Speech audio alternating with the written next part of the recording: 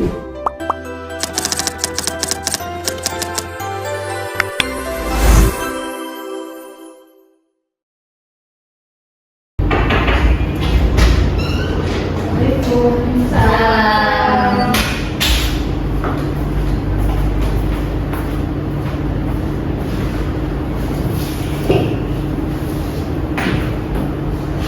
Baiklah, assalamualaikum warahmatullahi wabarakatuh. Waalaikumsalam warahmatullahi wabarakatuh. Selamat pagi semuanya. Pagi, Bu. Bagaimana kabarnya hari ini? Sehat. Alhamdulillah sehat. Sebelum memulai pembelajaran, alangkah lebih baiknya kita berdoa terlebih dahulu. Berdoa menurut agama dan kepercayaan masing-masing. Berdoa dimulai. Berdoa selesai. Baik, Ibu absen dulu ya. Ya, Bu. Kristal Merani, Hadir. Tiara Rosalinda, Hadir. Alista Salsabila, Hadir. Billy Ramadhani, Hadir. hadir semua ya. Hadir, Bu. Apakah Anda semua sudah siap mengikuti pembelajaran kali ini? Siap. Nah, ada yang sudah tahu materi kita hari ini yaitu mengenai materi apa? Hubungan kekerabatan makhluk hidup atau filogeni. Ya, sudah Ibu beritahu ya kemarin. Hari ini kita akan mempelajari mengenai hubungan kekerabatan makhluk hidup atau filogeni. Nah, adapun tujuan pembelajaran kali ini yaitu peserta didik diharapkan mampu menjelaskan pengertian hubungan kekerabatan makhluk hidup, kemudian mengidentifikasi dasar penuntut hubungan kekerabatan, dan menjelaskan manfaat filogeni dalam kehidupan. Nah, perhatikan gambar seekor kucing, harimau, dan sapi. Menurut kalian semua, hewan manakah yang memiliki hubungan kekerabatan paling dekat? Harimau dan Kucing. Ya, hubungan kekerabatan yang paling dekat itu adalah kucing dan harimau karena memiliki lebih banyak persamaan ciri seperti bentuk gigi, jenis makanan, struktur tubuh, dan termasuk dalam famili yang sama yaitu Felidae. Hal ini menunjukkan bahwa makhluk hidup dapat dikelompokkan berdasarkan tingkat kekerabatannya. Nah, ada yang sudah tahu hubungan kekerabatan makhluk hidup itu apa? Belum. Nah, hubungan kekerabatan makhluk hidup ini adalah tingkat kedekatan antara dua atau lebih organisme yang ditentukan berdasarkan persamaan karakteristik dan asal-usul evolusinya. Semakin banyak persamaan yang dimiliki, semakin dekat dengan hubungan kekerabatannya. Kemudian kita masuk ke filogeni. Filogeni ini adalah cabang biologi yang mempelajari sejarah evolusi dan hubungan kekerabatan antar organisme. Nah, dalam klasifikasi modern, filogeni ini digunakan untuk mengetahui hubungan antar spesies berdasarkan bukti ilmiah seperti morfologi, anatomi, fosil, dan analisis DNA. Kemudian kita masuk ke dasar penentuan hubungan kekerabatan, yaitu ada 6. Boleh dibacakan, Minta Khairani? Baik, yang pertama ada persamaan morfologi atau bentuk luar tubuh, kemudian persamaan anatomi atau struktur organ, kemudian persamaan fisiologi atau fungsi organ, kesamaan DNA dan protein, yang kelima bukti fosil, yang keenam tingkat takson dalam klasifikasi. Ya, dasar penentuan hubungan kekerabatan itu ada 6 aspek, yaitu persamaan morfologi, anatomi, fisiologi, kesamaan DNA dan protein, bukti fosil, dan tingkat takson dalam klasifikasi. Kemudian tingkat hubungan kekerabatan. Semakin rendah tingkat takson yang sama, semakin dekat hubungan kekerabatannya. Contohnya seperti sama spesies, artinya sama-sama dekat. Sama genus, artinya sama dekat. Sama familinya itu cukup dekat. Sama-sama ordonya lebih jauh, berbeda kingdom itu sangat jauh. Kemudian kita masuk ke pohon filogenetik. Adalah diagram yang menggambarkan hubungan evolusi antar organisme berdasarkan nenek moyang yang sama.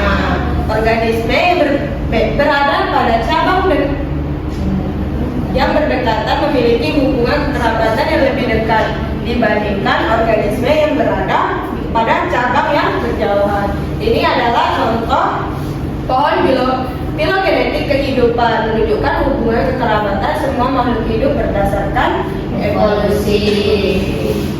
Sekalian baca sendiri.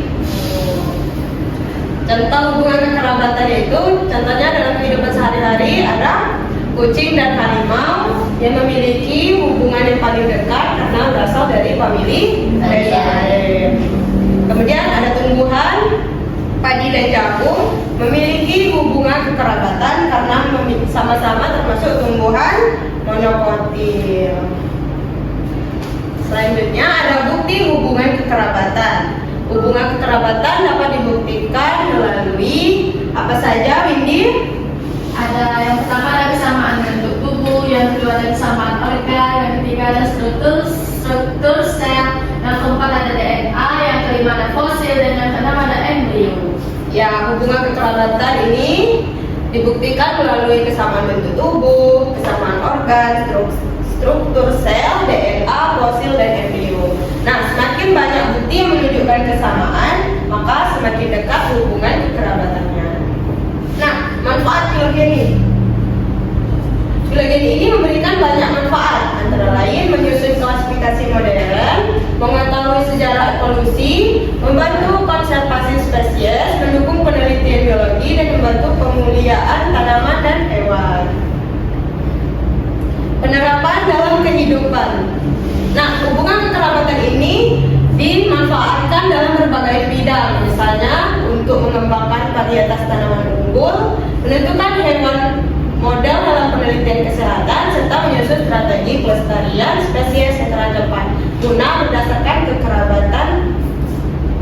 kekerabatannya. Nah, kita hari ini lakukan post-test dengan kuis.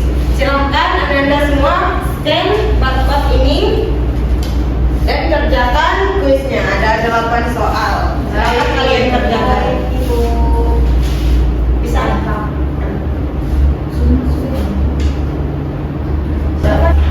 Ya, silakan dikerjakan dulu ya. Nanti kasih tahu nilainya berapa. Tunggu sampai 13:10 ya. Jangan.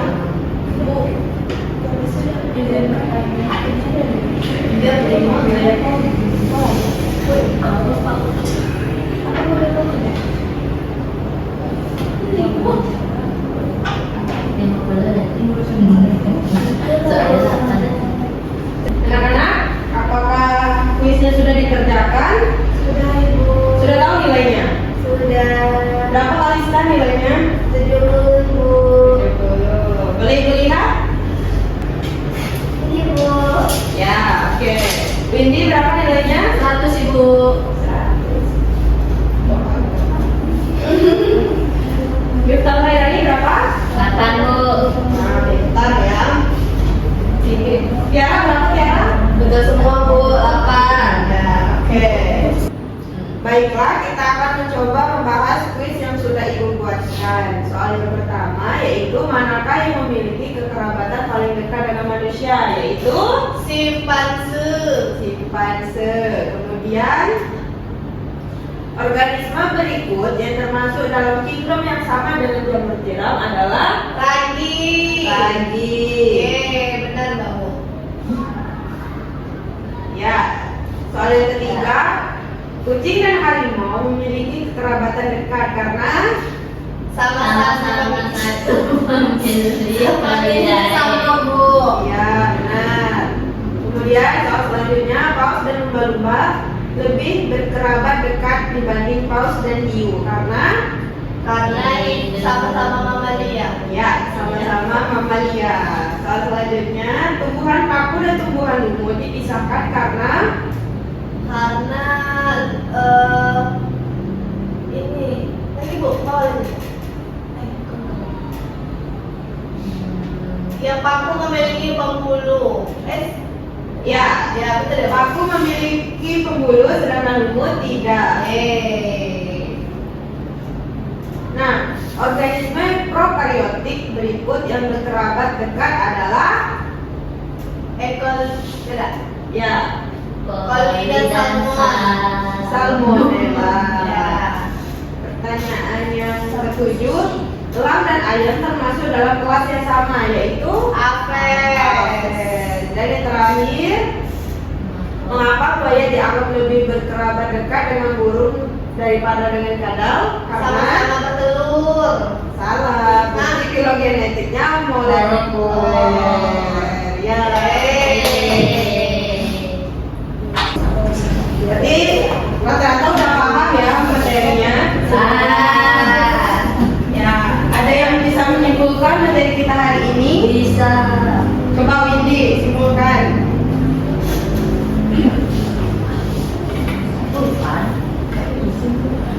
Jadi kesimpulan pada materi hari ini yaitu hubungan kekerabatan makhluk hidup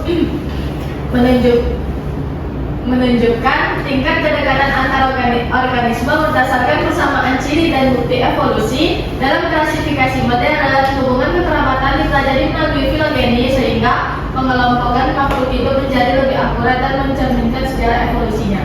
Ya, ada lagi yang bisa menyimpulkan? Saya Bu. Boleh. Silakan Tiara. Jadi kesimpulan pada materi hari ini yaitu hubungan kekerabatan makhluk hidup menunjukkan bahwa semua organisme memiliki keterkaitan berdasarkan sejarah evolusinya.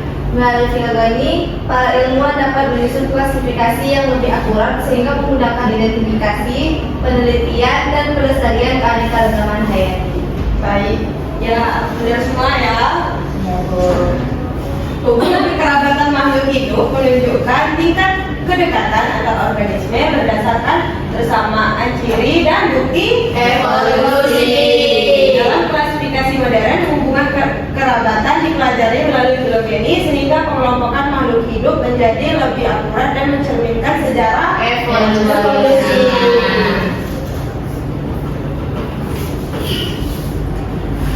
Sekian pembelajaran kita hari ini. Untuk minggu depan kita masuk ke materi adaptasi pada makhluk hidup. Silakan dipelajari karena minggu depan sebelum pembelajaran kita akan melakukan pretest. Baiklah, cukup sekian materi hari ini. Ibu akhiri. Wassalamualaikum warahmatullahi wabarakatuh.